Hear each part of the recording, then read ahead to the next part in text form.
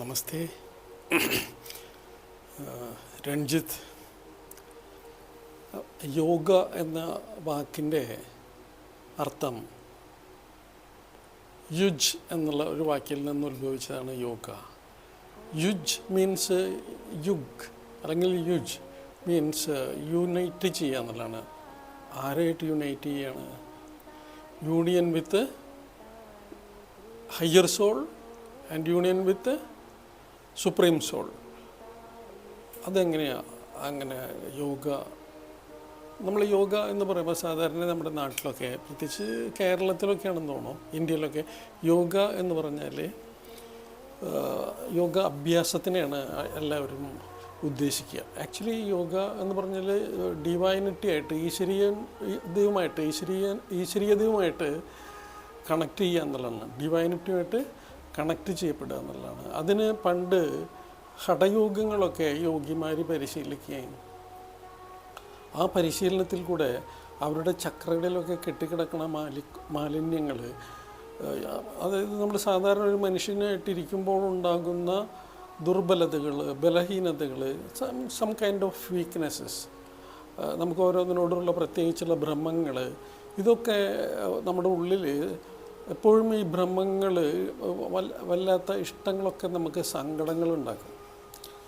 അപ്പോൾ നമ്മളൊരു union with God, ഒരു ശാന്തി, ആത്മീയമായ ശാന്തി ലഭിക്കാനായിട്ട്, സന്തോഷം ലഭിക്കാനായിട്ട് നമ്മൾ ഈ സംസാര ലോകത്ത്, അതായത് ഈ കാണുന്ന ഈ ജീവിതക്രമങ്ങളിൽ, അല്ലെങ്കിൽ സംസാര ലോകം എന്ന് പറഞ്ഞാൽ മായാപ്രപഞ്ചം, അവിടെ നമ്മളിങ്ങനെ കാണുന്ന ഓരോ ഭൗതികമായ കാര്യങ്ങളിൽ മാത്രം നമ്മുടെ മനസ്സുടക്കി വയ്ക്കുകയും അതിൽ പ്രത്യേകമായ ആസക്തികളും പ്രത്യേക ഇഷ്ടങ്ങളൊക്കെ ഉണ്ടാവുകയും അത് കിട്ടാണ്ട് വരുമ്പോൾ, അല്ലെങ്കിൽ പിന്നീട് അത് നഷ്ടപ്പെടുമ്പോൾ ഉണ്ടാകുന്ന ദുഃഖങ്ങളൊക്കെ ഇല്ലാതിരിക്കാനാണ്.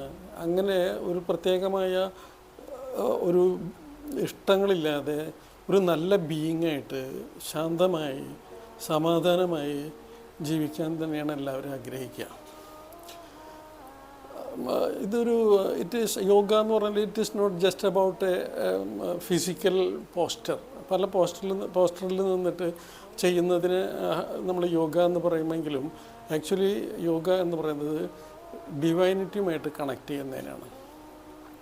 അതായത് നമ്മുടെ ഉള്ളിലുള്ള ഈ ഹഠയോഗം, പണ്ട് ഹഠയോഗികൾ ഈ യോഗസൂത്രങ്ങൾ പഠിച്ച് അവർ പരിശീലിക്കുമ്പോൾ അവരുടെ വൈറ്റൽ എനർജി സെൻറ്റേഴ്സിൽ നിന്ന്, മെറിഡിയനുകളിൽ നിന്ന്, അതുപോലെ തന്നെ എനർജി ബോഡിയിൽ നിന്നൊക്കെ സാധാരണ ഒരു മനുഷ്യനായിട്ടിരിക്കുമ്പോൾ ഉണ്ടാകുന്ന എക്സസീവായിട്ടുള്ള അനാരോഗ്യപരമായിട്ടുള്ള ഇഷ്ടങ്ങളും സ്വഭാവങ്ങളൊക്കെ അത് ഈ എനർജി സെൻറ്റേഴ്സ് ഓറയിൽ നിന്നൊക്കെ ക്ലീനായി എക്സ്പെൽ ചെയ്തത് ഇറാഡിക്കേറ്റ് ചെയ്ത് പോകുന്നു. അപ്പോൾ എന്താ സംഭവിക്കുക? നമ്മുടെ ഓരോ ചക്രകൾക്കും ഓരോ എനർജി സെൻറ്റേഴ്സിനും പ്രത്യേകമായ ചില സ്വഭാവങ്ങളുണ്ട്.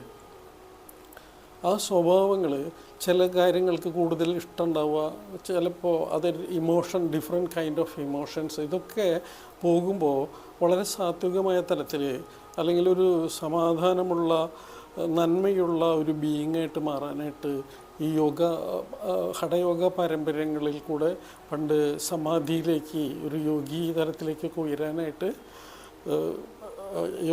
യോഗീവര്യന്മാർ, അതായത് നന്മകളിലേക്ക് ഉയരണമെന്ന് ഉദ്ദേശിക്കുന്ന ആളുകൾ യോഗാഭ്യാസം പരിശീലിച്ച്, ഹഠയോഗങ്ങൾ പരിശീലിച്ച് അവരുടെ ഉള്ളിലുള്ള അനാരോഗ്യപരമായിട്ടുള്ള എല്ലാത്തിനെയും അവർ പുറത്ത് കളഞ്ഞ് വളരെ നല്ല ബീയിങ്ങായിട്ട്, നല്ലൊരു മനുഷ്യനായിട്ട് മാറുന്ന തരത്തിലേക്ക് എത്തുന്നു.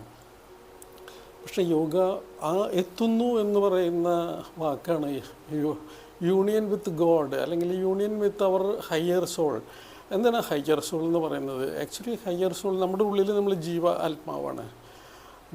ആത്മാവ്, നമ്മുടെ ഉള്ളിൽ ജീവനുണ്ട്. ഞാൻ എന്ന് പറയുന്ന അവസ്ഥയ്ക്കൊരു ഞാൻ എന്ന ശബ്ദം ആരാണ്? ഞാൻ എന്ന് പറയുന്നത് അനങ്ങുന്നതൊക്കെ ഞാനാണ്, അല്ലേ? തല അനങ്ങുന്നത്. പക്ഷെ നമ്മുടെ ഉള്ളിൽ ആരാണോ ഇത് അനങ്ങാനായിട്ട് സമ്മതിപ്പിക്കുന്നത്, ആരാണോ അനങ്ങാനായിട്ട് സഹായിക്കുന്നത്, അതുപോലെ തന്നെ സംസാരിക്കാൻ ആരാണോ സഹായിക്കുന്നത്, അത് ഉള്ളിലുള്ള ഞാനാണ്. അതാണ് തത്വമസി എന്ന് നമ്മൾ പറയുന്ന അഹം ബ്രഹ്മാസ്മി. എൻ്റെ ഉള്ളിലുള്ള അഹം, ഞാൻ എന്ന ഞാൻ, I am that I am. Actually ഇതിൻ്റെ ഒരു definition I am that I am not the body, I am not the emotions, I am not the thought, I am not the mind. The mind is a subtle instrument of the soul എന്നാണ്. I am the soul, I am a child of God. അപ്പോൾ ഡിവൈനിറ്റിയിൽ നിന്നും കടന്നു വരുന്ന ഒരു നാടയിൽ കൂടെ നമ്മിലേക്ക് കടന്നു വരുന്ന വന്ന് നമ്മുടെ പീനിയൽ ഗ്ലാൻഡിൻ്റെ അടുത്ത് സ്ഥിതി ചെയ്യുന്ന ഒരു ഇൻവിസിബിൾ ലൈറ്റാണ് ഈ ഞാൻ എന്ന് പറഞ്ഞ അവസ്ഥ.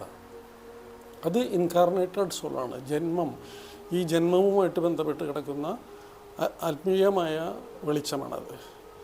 അതിൻ്റെ മുകളിൽ നമ്മുടെ ഈ ഭ്രൂമധ്യ കേന്ദ്രത്തിൻ്റെ മുകളിൽ 12 ഇഞ്ച് മുകളിലായിട്ട്, ഇതിനെ യോഗിക് പാരമ്പര്യങ്ങളിൽ 12th ചക്ര എന്നാണ് പറയുക.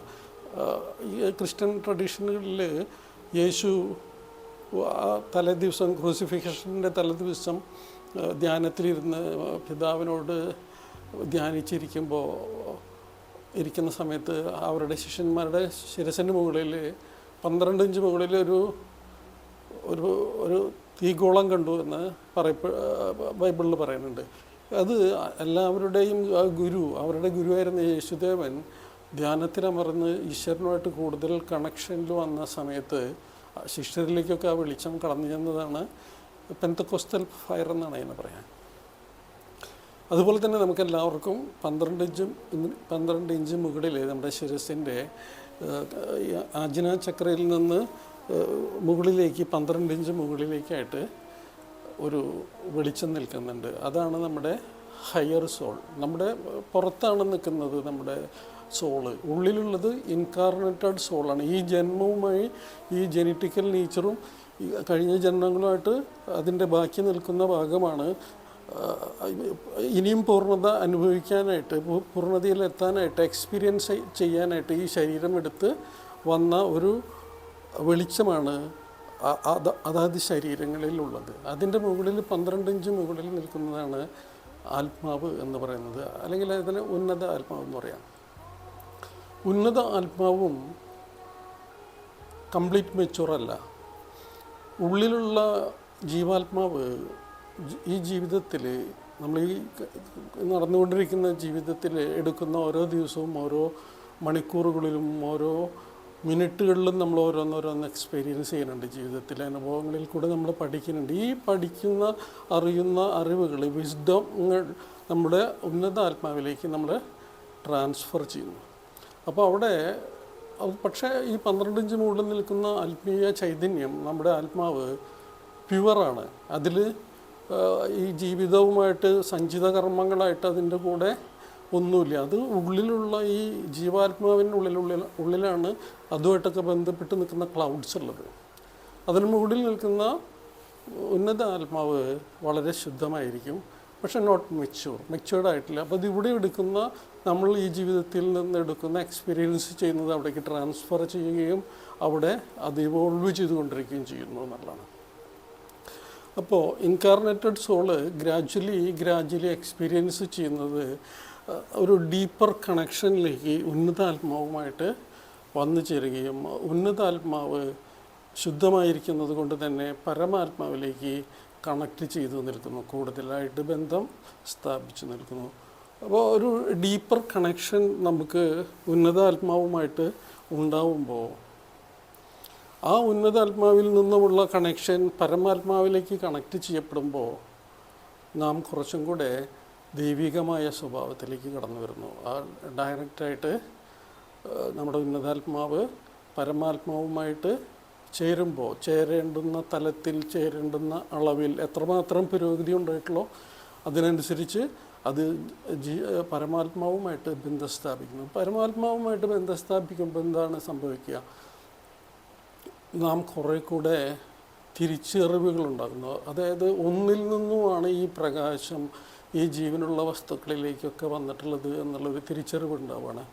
അത് തന്നെയാണ് തത്വമസി എന്ന് പറയുന്നത്, അല്ലെങ്കിൽ അഹം ബ്രഹ്മാസ്മി. ആ ബ്രഹ്മം എവിടെ നിന്നാണോ പുറപ്പെട്ടത് അത് എല്ലാത്തിലേക്കും ഒരു പിതാവിൽ നിന്നും തന്നെയാണ് എല്ലാ പുത്രനിലേക്കും ആ പ്രകാശം വന്നിരിക്കുന്നു എന്നുള്ള തിരിച്ചറിവ് നമുക്കുണ്ടാകുന്നു.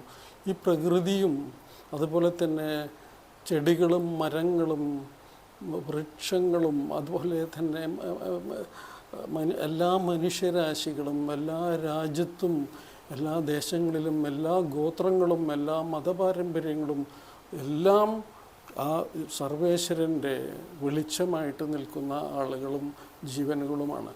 പക്ഷെ നമ്മളത് തിരിച്ചറിയാൻ വൈകുന്നു. പല മതപാരമ്പര്യങ്ങളിലും നിന്നുകൊണ്ട് പരസ്പരം പോരടിക്കുകയും പല രാജ്യങ്ങൾ തമ്മിൽ പരസ്പരം പോരടിക്കുകയും അവരുടെ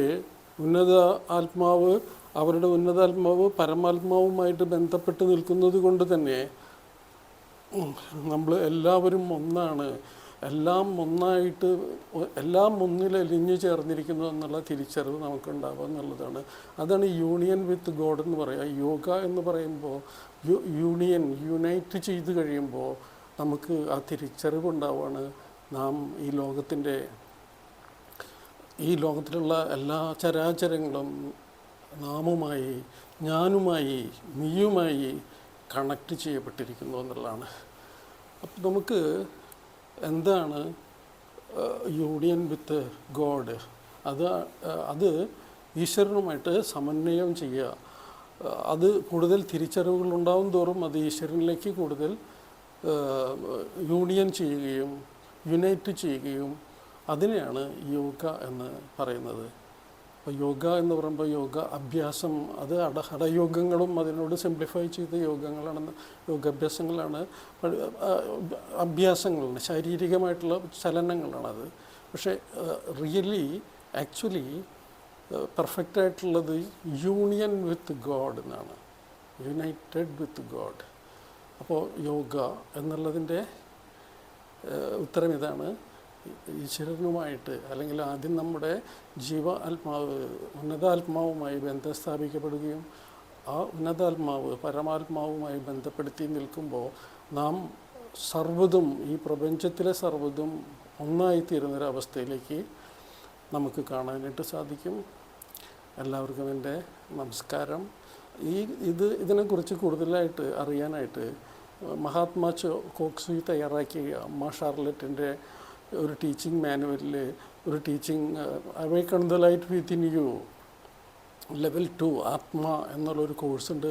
അതിൽ രാജയോഗ, അതായത് ഒരു പ്രത്യേക ഉയർന്ന തരത്തിലുള്ള ഒരു ധ്യാന പരിശീലനം കൂടിയുണ്ട്. നമ്മൾ union with higher soul and to the supreme soul. ആ ധ്യാനം വളരെ സയൻറ്റിഫിക്കായിട്ട് മഹാത്മാ കോക്സുയി തയ്യാറാക്കി നമ്മുടെ ഈ കാലഘട്ടത്തിലെ ജീവരാശികൾക്കൊക്കെ നല്ലതുണ്ടാവാനായിട്ട് അനുഗ്രഹിച്ച് തന്നതാണ്. പല പാരമ്പര്യങ്ങളിലും ഇത് പരിശീലിക്കുന്നുണ്ട്. രാജയോഗ എന്നുള്ള പേരിൽ തന്നെ പല വ്യത്യസ്തമായ രീതികളാണെന്ന് മാത്രം.